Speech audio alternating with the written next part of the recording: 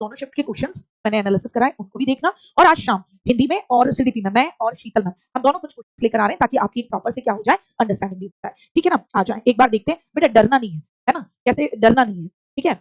हाँ, second shift में adolescence बहुत भर भर के पूछा है। अप्लाई देखो उसको, अडोलसेंस को कैसे अप्लाई कर रहे हैं। हालांकि पेपर का एक सही पैटर्न तो नहीं कहूंगी मैं, क्योंकि दोनों शिफ्ट के पेपर जो देखे मैंने, आप दोनों में देखो कि कुछ चीजों को लेकर एक ही चीज पे पीछे पड़ जाना। जैसे लेवल जो सुबह वाला था उसमें एक ही पैटर्न के क्वेश्चन पे ज्यादा फोकस था। लेवल 2 यानी कि ये जो सॉरी इवनिंग की शिफ्ट है उसमें अडोलसेंस के इर्द गिर्द ही 10 क्वेश्चन बना दिए। तो एक प्रॉपर कैटेगराइजेशन तो नहीं है, लेकिन हाँ आप अच्छे नंबर लेकर आ सकते हैं। देखिए जरा देखते हैं कितने बना पाए आप।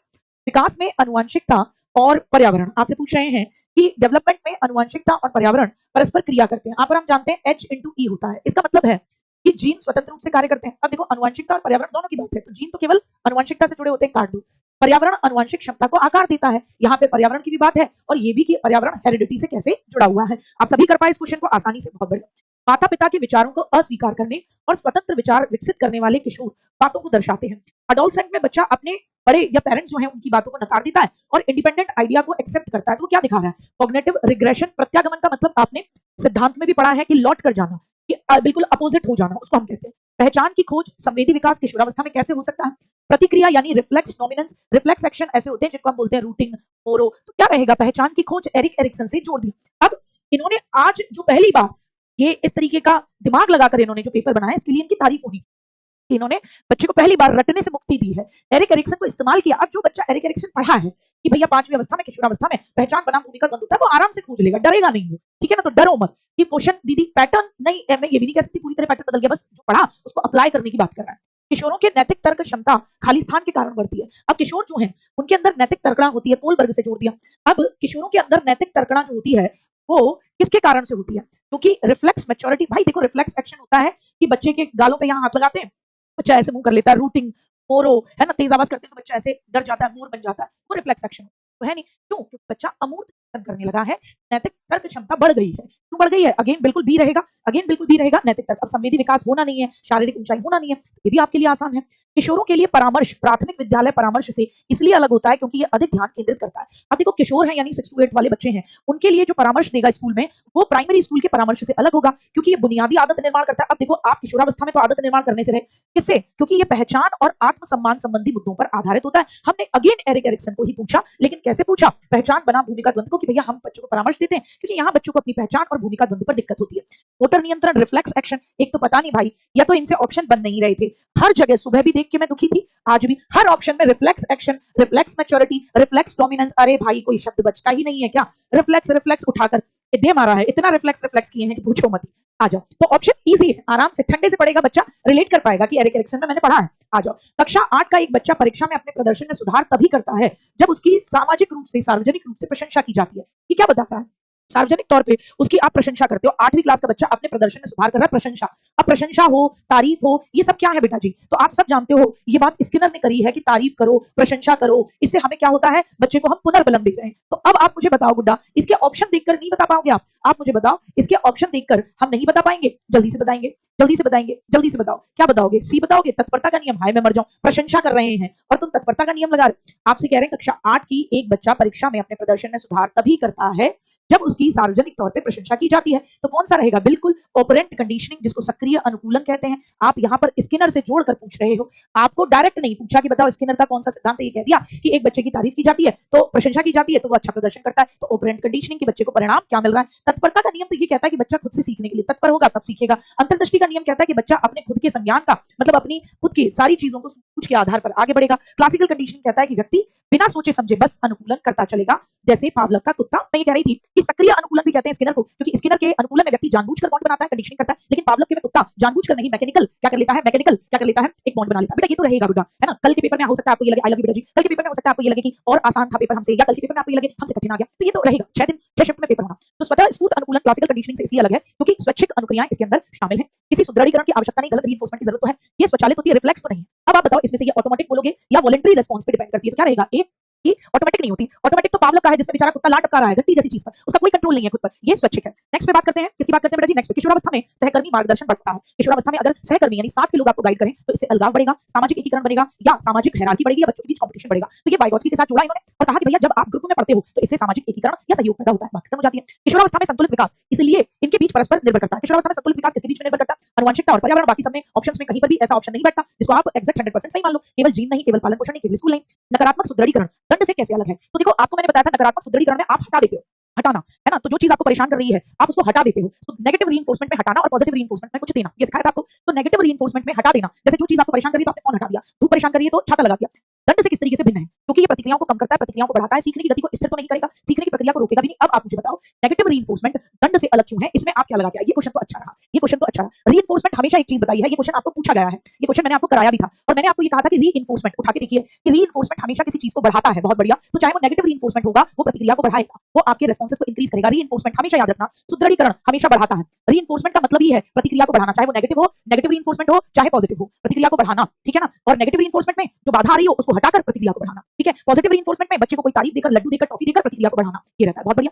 किशोरों में आत्मचेतना बढ़ने के कारण निम्न हो सकते हैं। अगर बच्चों में आत्मचेतना बढ़ जाए यानी सेल्फ एफिकेसी की बात कर रहे हैं एक तरीके से, तो क्या होगा? बच्चा समाज से अलग हो जाएगा, बेहतर प्रतिक्रिया करेगा, बेहतर सोच करेगा या शारीरिक ठहराव। अब देखो अगर बच्चों में सेल्फ कॉन्शियसनेस पैदा हो जाएगी तो रिफ्लेक्स लिखा है, रेस्पॉन्स नहीं लिखा है। क्या लिखा है? रिफ्लेक्स। तो ये इसीलिए कट गया, रिफ्लेक्स नहीं करेगा, क्या करेगा? बेहतर सोच। रिफ्लेक्स का मतलब होता है प्रतिवर्ती क्रियाएं। जब आपको जीन पियाजे की पहली स्टेज में मैंने आपको संवेदी पेशी की 6 सब स्टेजेस पढ़ाई थी, तो मैंने आपको बताया था प्रतिवर्ती क्रियाएं, रिफ्लेक्स, पहली स्टेज ऑफ रिफ्लेक्स एक्शन, तो बताया था जैसे चूसना है ना, ये बच्चा अंगूठा चूसता रहता है ना, वो कुछ निप्पल लगा दी जाती है उन्हें चूसता रहता है, ये होते हैं रिफ्लेक्सेस जिन पर बच्चे का क्या है, कोई कंट्रोल नहीं है, ठीक है ना। बेहतर सोच होना चाहिए, बेहतर प्रतिक्रिया, यहाँ रिफ्लेक्स कर दिया है तो बेहतर नहीं बैठा, ठीक है ना। वैसे मुझे ऐसा लग रहा है कि आप लोगों में से मोस्टली बच्चों ने क्या दिया है, मोस्टली बच्चों ने जो उत्तर दिया है वो क्या दे रखा है यहाँ पे? हाँ, मोस्टली बच्चों ने यहाँ पे यही दे रखा है आपके, ऐसा मुझे लग रहा है कि आप लोगों ने जो उत्तर दिया है वो इस पे बी पे ज्यादा रखा है। किशोरावस्था के दौरान भावात्मक उतार चढ़ाव किससे प्रभावित होते हैं? केवल आनुवंशिकता नहीं, ऊंचाई में अंतर नहीं, प्रतिवर्ती विकास नहीं, हार्मोन के परिवर्तन से रिलेट करते हैं। तो आपको याद होगा बुलिमिया नर्वोसा है ना, बिंज ईटिंग, ये सब हमने बेकार पढ़े थे। तो ये क्या है? ये किस लिए है? ये जाहिर सी बात है बच्चों के अंदर हार्मोनल चेंजेस की वजह से है।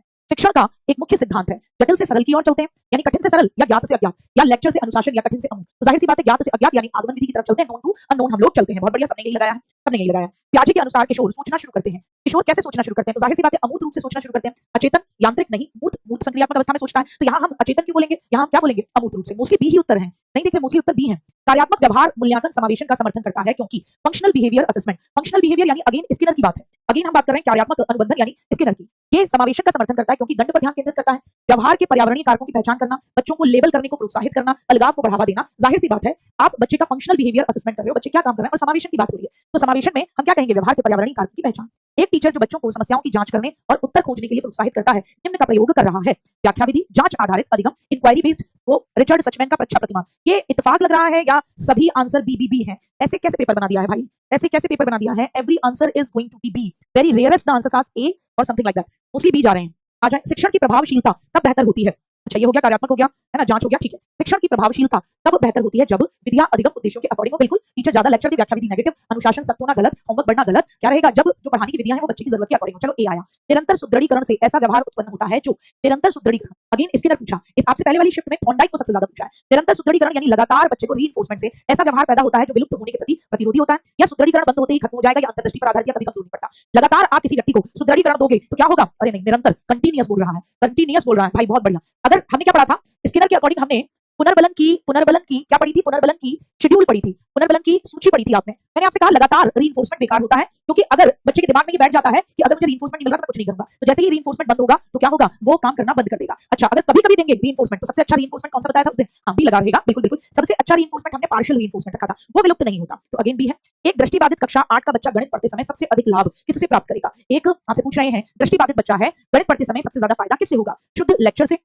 तो अगर आपको पता है बच्चा दृष्टिबाधित है तो ऑडियो वीडियो से और स्पर्शनीय ग्राफिक्स से। अगेन भी, अगर किसी बच्चे को आंसर नहीं आ रहा हो ना और वो पैटर्न समझ गया होता तो वो बी मार जाता तो भी करके आ जाता, बोले ये भी लगा लो, ये भी। कंसेप्चुअल समझ, अवधारणात्मक समझ तब प्रदर्शित होती है जब बच्चा परिभाषा याद करते हैं नहीं, जो उसने सीखा है ना, उसको विचारों को नए संदर्भों में लागू करते हैं। तो स्टर्नबर्ग ने कहा था ना, स्टर्नबर्ग ने संदर्भात्मक और व्यवहारिक बुद्धि की बात की थी कि जो हमने अपनी प्रैक्टिकल लाइफ से सीखा है उसे अप्लाई करना, ऐसे ही वाइगोत्स्की के अनुसार सीखना विकास से पहले आता है क्योंकि परिपक्वता सीखने को नियंत्रित करती है, सामाजिक संपर्क संज्ञानात्मक विकास को बढ़ावा देता है। वाइगोत्स्की यही कहते हैं, सामाजिक सांस्कृतिक, वो ये कहते हैं कि क्या कहते हैं कि भैया समाज के साथ जब हम जुड़ते हैं तो हमारा संज्ञानात्मक विकास ज्यादा बेहतर हो पाता है। अगेन भी है भाई। चलिए आगे बढ़ते हैं, आगे बढ़ते हैं। हमसे नेक्स्ट पूछ रहा है, श्रवण बाधित किशोर को सबसे अधिक लाभ होगा, सुनाई नहीं देता। तो श्रवण बाधित है तो लेक्चर मौखिक क्यों दे रहे हो बेटा, सेम मूल्यांकन क्यों कर रहे हो, अलग क्यों बिठा रहे हो, दिखाई तो देता है ना दृश्य संकेत और लिखित सहायता। बहुत बढ़िया, ए आ गया। फिर अच्छा, सी डी तक पहुंचते कम है, ए और बी में ज्यादा रहे हैं। जब किशोर किसी एक असफलता को लेकर अति सामान्यीकरण करता है, यानी सुबह भी ये क्वेश्चन था कि मैं हमेशा असफल होता हूं, तब इसे ये कहा गया था अधिगम असहायता, कि बच्चे ने ये मान लिया है कि मैं असहाय हूं, और यहाँ ये कह दिया कि असफलता को लेकर एक जनरल व्यू बना लिया है कि मैं तो हमेशा फेल होता हूं। तो ये क्या बताता है, तार्किक अमूर्तन संज्ञानात्मक विकृति बता रहा है। ये बता रहा है कि बच्चे के दिमाग में एक क्या हो गया, विकृति पैदा हो गई है। ये मेटाकॉग्निशन नहीं है।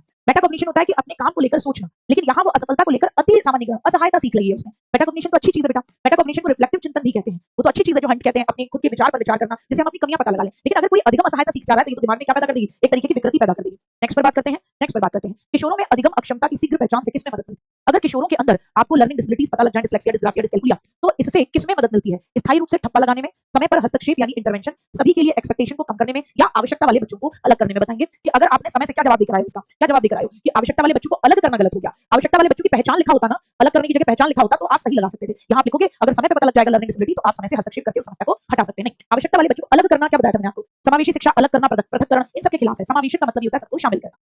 समावेशी शिक्षा में आपसे कम से कम समावेशी शिक्षा के क्वेश्चन पूछे हैं, उसमें वाली शिफ्ट में कुछ नहीं पूछा।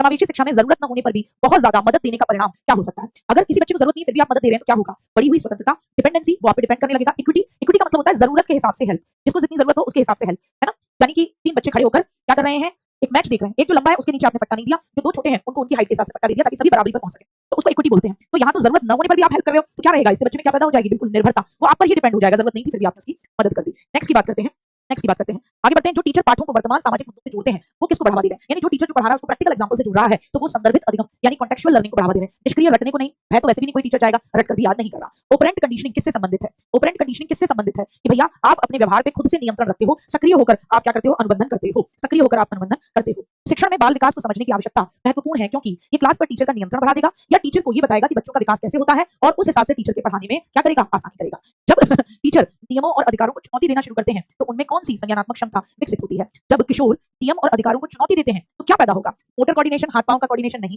सेंसरी कौशल नहीं, रिफ्लेक्स कंट्रोल नहीं, तार्किक चिंतन पैदा होगा। क्या पैदा होगा, तार्किक चिंतन पैदा होगा। आ जाए साहब, किशोरों में आंतरिक प्रेरणा तब बढ़ती है, आंतरिक प्रेरणा यानी आप खुद से अंदर से मोटिवेटेड फील कर रहे हैं, रुचि महसूस कर रहे हैं आप, वो तब बढ़ती है जब उन्हें दंड का भय होता है। नहीं, भय होगा तो आंतरिक प्रेरणा नहीं होगी। जब वो स्वतंत्रता का अनुभव करते हैं तो वो अंदर से मोटिवेटेड होते हैं। एक ऐसा सुविधाकार जो ग्रुप चर्चा और सुदृढ़ीकरण को जोड़ता है वो इसका उपयोग कर रहा है। एक सुविधाकार यानी सुविधाकार कौन है, टीचर, सुविधा प्रदाता। तो एक टीचर जो ग्रुप में चर्चा करा रहा है, बच्चों को पुनर्बलन दे रहा है, वो किसका प्रयोग कर रहा है, ग्रुप में चर्चा क्या है, गेस्टाल्ट, अभ्यास, शास्त्रीय अनुकूलन तो नहीं है, या व्यवहारवाद और सामाजिक रचनावाद। जब वो सुदृढ़ीकरण कर रहा है तो वो स्किनर के साथ जुड़ा है तो ये व्यवहारवाद को सपोर्ट कर रहा है। जब वो ग्रुप में चर्चा करा रहा है तो वो सामाजिक रचनावाद को सपोर्ट कर रहा है। तो most of the answers were B और कुछ आंसर्स थे ए। बताइए कैसा रहा आपका पेपर, अगर ये आपके में नहीं आता तो आपका कैसा रहता ये बताइए। फिर हिंदी की तरफ बढ़ते हैं, जल्दी से बताते हैं, जल्दी से बताते हैं, बताएं कैसा रहा आपका। अगर आप लोगों ने नहीं किया था या आपका पेपर नहीं था तो अब आप मुझे ये बताइए, क्या आप इस क्वेश्चन पेपर को नहीं कर पाते, क्या ये इतना कठिन है, क्या ये आपको इतना डरा सकता है, बताइए क्या लगता है आपको। 28 ठीक हुए, आप पढ़े हैं, खुद पे बिलीव कीजिए। बेशक आयोग ने पैटर्न बदला है लेकिन कम से कम उसने आपको उतना नहीं उलझाया जैसे सीटेट उलझाता है। उसने आपसे क्वेश्चन पूछे हैं लेकिन जो आपने पढ़ा है उसको अप्लाई करने की बात कह रहा है कि आप अगर उसको अप्लाई करो तो साधारण शब्दों में पूछ रहा है कि बताओ भैया अगर कोई किशोर जो है उसको ये दिक्कत हो रही है तो क्या होगा, तो आप उसको ऑप्शंस को पढ़ के एलिमिनेट कर पा रहे हैं तो डरने की जरूरत नहीं है। आ जाए हिंदी की देखते हैं, हिंदी तो इतनी लवली लवली रही है भैया, मजा ही आ जाए। आ जाओ चलिए भैया, पूर्ण विराम का गलत प्रयोग किसमें है, ये क्या तुम ठीक हो, क्वेश्चन होना चाहिए था, नहीं है। दूसरा कह रहे हैं महात्मा के समास का उदाहरण है, एक कर्मधारय समास का उदाहरण है। विधि शब्द के इन अनेकार्थी शब्दों में एक गलत है, उसे पहचानिए, क्या गलत है, अवधि गलत है। आपसे पूछ रहे हैं कौन सा शब्द सही है, कौन सा शब्द सही है, विक्रम विक्रम विक्रम, आए विक्रम और विक्रम है, और फिर क्या पूछ रहे हैं, विक्रम विक्रम। अरे भाई विक्रम ऐसे लिखते हैं, ईंट का जवाब पत्थर से देना, करारा जवाब देना, कड़ी मेहनत करना नहीं होता। संयुक्त वाक्यों के कितने प्रकार होते हैं आपको पता है, संयुक्त वाक्यों के 4 प्रकार होते हैं, संयोजक, विभाजक, विरोधवाचक और परिणामवाचक, इसका आप जानते हैं। आकाश पाताल एक करना, इसका सही क्या मतलब है, तो आप कहेंगे कठिन परिश्रम करना, कठिन परिश्रम करना इसका बैठेगा। आ जाओ भाई 38 का और देख लो, इनमें से कौन सा शब्द सही है, कौन सा सही से लिखा हुआ है, तो अंतरराष्ट्रीय ऐसे लिखा जाता है, पी सही लिखा हुआ है, अंतरराष्ट्रीय, अंतरराष्ट्रीय लिखा जाना चाहिए ना। अच्छा इसमें तो राष्ट्रीय अलग चला गया, अंतरराष्ट्रीय इस तरीके से जाएगा, ये ठीक है साहब, ठीक है ना, ये ठीक है। 2 मिनट रुकिए, अंतरराष्ट्रीय यही ठीक है भाई, अंतरराष्ट्रीय। आ जाएं इसमें देखिए एक बार, इसमें देखिए एक बार, आ जाएं। हाँ, अनुनासिक किसे कहते हैं, अनुनासिक किसे कहते हैं, अनुनासिक किसे कहा जाता है, अंतरराष्ट्रीय, अंतरराष्ट्रीय वाला सही रहेगा, एक बार फिर से देखें,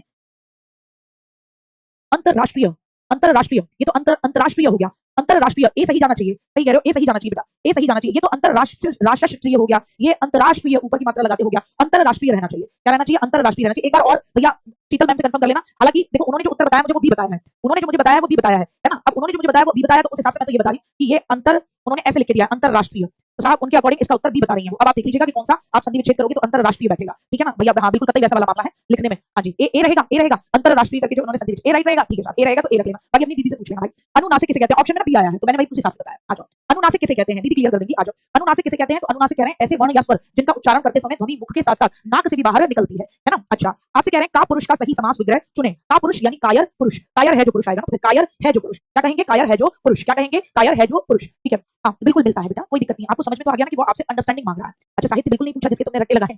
अगत आगत युग्म शब्दों का सही अर्थ बताएं। अगत और आगत, तुम्हारी हिंदी पहली शब्द से भी ज्यादा अच्छी है।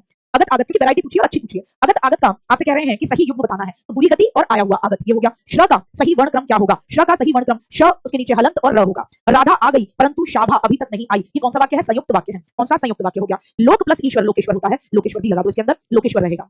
आ जाएं आगे बढ़ते हैं। इनमें सही अनुस्वार शब्द कौन सा है? सांगत्य, सांगत्य, अच्छा साहब ये सांगत्यम, ये सांगत्यम है और ये ताग, ताग के बाद अंक की मात्रा लगाकर है, ठीक है ना। तो ये है सांगत्य, क्या है? सांगत्य, सांगत्य रहेगा, ठीक है ना। अच्छा सांगत्य, संगति से। निम्न में कौन सा शब्द तद्भव है? तो भैया कान तद्भव शब्द है, क्या कहेंगे? कान क्या है? तद्भव शब्द है। आगे बढ़ेंगे नेक्स्ट पर पहुंचेंगे। आगे बढ़ेंगे। किसी ने घायलों की सुध तक नहीं ली, इसमें जो सही निपात है उसको चुनना है, तो तक जो है वो निपात है। यह भारतीय सेना है, इस वाक्य में कौन सी संज्ञा है? भारतीय सेना, तो सेना समूहवाचक है। प्रहार और प्रहर युग्म का, प्रहार और प्रहर युग्म का उचित विकल्प चुनिए, तो क्या है? प्रहार यानी चोट और प्रहर मतलब समय हो जाएगा। गड़े मुर्दे उखाड़ना मुहावरे का अर्थ पुरानी बातों को याद करना हो जाएगा। नेक्स्ट पर बढ़ेंगे आगे। तो नेक्स्ट पर बढ़ते हैं। तो जगत प्लस आनंद, तो क्या हो जाएगा? जगदानंद हो जाएगा। क्या हो जाएगा? जगदानंद हो जाएगा। समानाधिकरण और व्याधिकरण किस अवयव के भेद हैं? तो समुच्चय बोधक इसका राइट आंसर रहेगा। निम्न में से कौन सा वाक्य सही विराम चिन्ह प्रयुक्त करता है? अगेन इसमें भी कुछ बीबी का लफड़ा तो रहा है भाई, क्या बात है? ये बीबी क्या है? बीबी जब मैं घर पहुंचा तब वो सो रहा था, अगेन यहाँ पर भी रहेगा।